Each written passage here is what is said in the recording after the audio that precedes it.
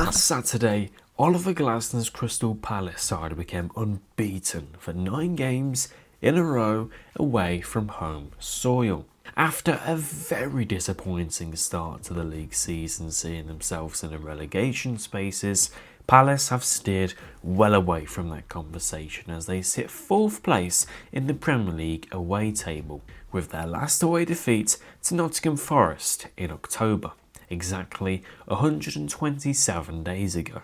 The Eagles have turned it around and they added to their high spirits against a very good team who just outplayed 3rd in the league. So today's video looks to zoom in on all things Fulham versus Crystal Palace. I take a look at how Crystal Palace play, their style, looking at how exactly Palace outdone Marco Silva's side, the details, where Palace can finish, and more. Let's go. So, as we've gathered, Palace are in form. Since October, they've picked up points against the likes of Brighton, Man City, Chelsea, West Ham, Man United, Spurs and now Fulham. Going away to Craven Cottage, gaining a clean sheet, 2 goals and obviously and most importantly the 3 points is very impressive. But these stats are unbelievable. Fulham didn't have a shot on target all game long, achieving just 0.20 XG, which is nothing. The only team that conceded less XG versus Fulham this season is Arsenal, and they didn't come away with the 3 points like Crystal Palace did. Only Manchester United have beaten Marco Silva's Fulham side this year at Craven Cottage, to put into even more wider context. But Palace play, as you probably know, in their usual 3-4-2-1 setup. On the ball when high up and attacking, it looks to be a 3-2-5. Wing backs pushing up, back 3 looking to be wide, midfielder 2, you get the idea. When they attack, they look to do so with pace, not too many touches, utilising the width, central and wide overloads, utilising counter-attacks and maximising the use of jean-philippe mateta. They maintain a similar shape when building up from a goal kick, but Palace mix between going long to their big French striker and playing short. Off the ball when pressing is a 5-2-3.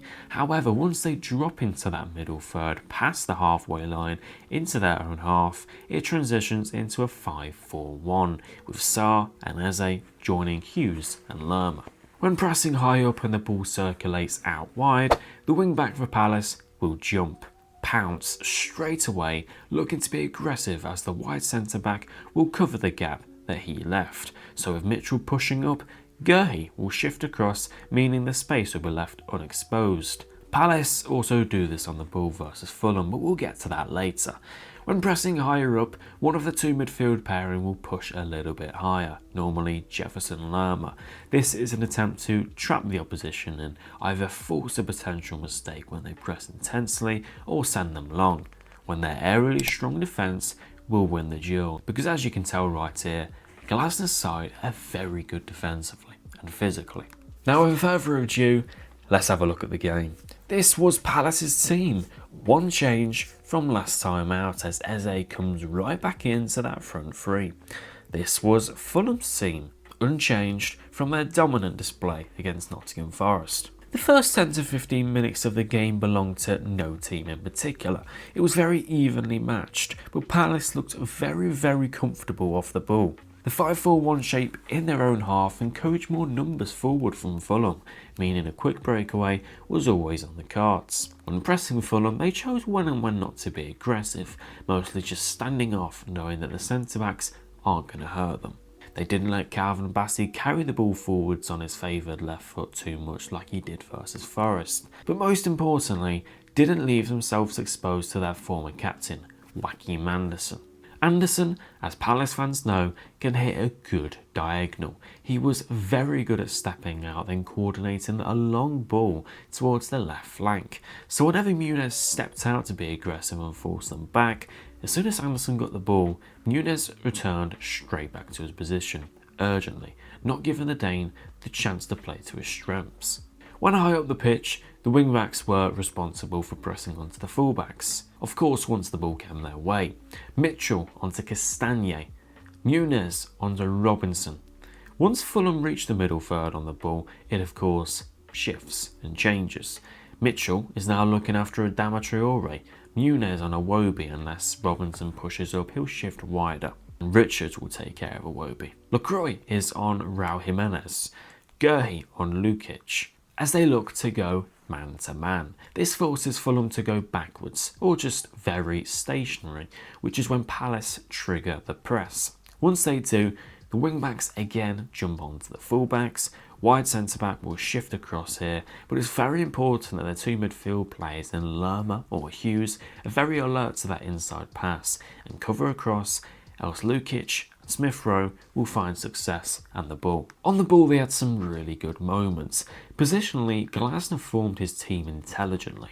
3 minutes in, they could be 1-0 up. They move fast, 3 touches max. Guehi finds an inside pass to Lerma, who finds Mitchell with a first-time pass, who then matches Lerma with a first-time pass through to jean-philippe Mateta in behind. This all seemed very basic, but it was brilliant. Eze drops in deep. As we all know, he wants the ball to his feet, which is then when Joachim Andersen will follow him, meaning Eze has just dragged the centre-back away, creating space for Mateta to run across, taking Andersen completely out of the equation. And what Glasner does with this Palace team is brilliant, but the utilisation and maximisation of jean-philippe Mateta is even more brilliant. They play to his strengths. They can use Eze and Sarr to drag centre-backs away, but also use Mateta to pin opponents back for those fellow attackers. With Mateta too, it gives Palace the chances to go long from goal kicks, so Sarr and Eze can feed off second balls or Mateta winning the aerial battle. And before you know it, the wing-backs are dashing into space. He gives them the flexibility and balance. And to add to this, Glasner has 2 great tools in working with Eze and Mateta. Mateta can consume 2 to 3 to 4 players in due to his hold-up play and strength, and Eze can do the same, but for a different reason, with his skill and close ball control. And touching more on balance too, they have a lot of it, especially in that back line. Fulham struggled to break them down with their man-to-man structure. Although Iwobi would roam and rotate with Smith Rowe, he drifted completely away from this area at times just to find a bit of space. When him and Smith Rowe looked to run beyond the back line, no success because the back line is fast, strong, with recovery pace. When they tried to play into Raul Jimenez, he couldn't find a pass or link up with anyone, which he did against Forest very well, mainly because the space is so congested in man-to-man. When they tried crosses into Raul, he struggled versus Lacroix. To have centre-back choices that are physically and technically so accomplished is exactly what a Glasner team needs. 30 minutes passes by and it's still fairly even, however Palace are edging it. Fulham are completely limited. Raul can't do anything, suffocated whenever he receives the ball. Robinson isn't finding success down the flank. Nobody was getting any joy. Credit to the Eagles. I noticed with Palace on the ball too, the movement was, as I've mentioned, sublime. But Hughes was choosing when and when not to shift out wide, leaving Lerma in a lone pivot by himself. You may be wondering, why? Well, this allows Muniz to push right up, as Mitchell on the other flank will stay fairly cautious in case Palace lose it. But this helps Palace funnel the ball down the right flank, but also overload it, overwhelm Fulham numerically, which forces Fulham to, of course, bring a player or two across. Except once they do that and get the ball into Hughes, his wonderful left foot will find Tyrick Mitchell pushing up 1v1 versus Castagne. You see, when Palace have the ball on the right side, both of the number 10s in Sarr and Eze will come across, either helping them break down this Fulham side on the right or finding Mitchell on the other. As Mitchell pushes that bit higher, Guehi, as you can imagine, covers the space and pushes that bit wider. They enjoy their central overloads, and when they do this, they free up a man, of course. And when dropping up that front 2 or 3, it means there's always a spare man or two to drag away. In this case, it was Will Hughes who got the time on the ball to find those direct balls into Mitchell, as Adama Traore wouldn't be following, so he'd be free in space. As we're approaching half time, Palace find the net. Excellent timing. Will Hughes, brilliant delivery as you'd expect, lands on the head of former Palace head, Joachim Andersen. Maybe a pinch of fortune, but they probably deserved it nevertheless. The half-time whistle is blown and the Eagles should be happy. Hughes was having a good game. Eze was looking slick. Lacroix is monstrous as usual. Mitchell doing just fine versus Adama. It was a worry-free half. Fulham are one of the best transitional sides in the league, but with Palace's pace and energy getting back in transition and defensive solidity, it means they were left unexposed. Fulham shared 57% of the ball and would share 67% in the second half, which Palace don't mind because they knew with this and the amount of shots back, there was no way through for Marco Silva's side. Fulham would get into good positions, but they did a whole lot of nothing, which continued for the following 45. Whenever they had the odd successful breakaway, Lacroix was monstrous, giving Rao absolutely nothing, who had a miserable afternoon, losing the most duels in the game with 11 and not having a single shot on target. But the second half was more from the same from the first, but Fulham just shared more of the ball. Palace netted again through Mateta and a ridiculous back heel from Eze, but sadly it was offside. Fulham tried riskier and more direct passes this half into the feet of their front men, but Palace were too alert and switched on. They went out wide and slammed in some crosses, but Palace defenders love an aerial fight. They were colossal, whilst maintaining a threat going forwards themselves. With their heading capabilities, they posed themselves as a huge threat from corners, causing a big save from Leno in the second half. They kept finding Mitchell on the switch again and were breaking away on the counter-attack quite a bit and very quickly, which led to a beautiful second goal. Fulham free kick ends up nowhere.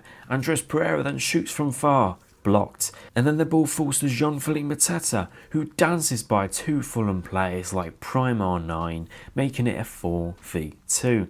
He finds Muniz, who sends Bassi the wrong way before arrowing a shot into the roof of the net. A truly fantastic counter-attack, defining the term to absolute perfection. After that, Palace managed the game exceptionally. Fulham poured more numbers forward, but this led to absolutely nothing, whilst giving Palace the chance to break away. Muniz set off every time, causing chaos whenever he received the ball in the air 1v1 versus Robinson.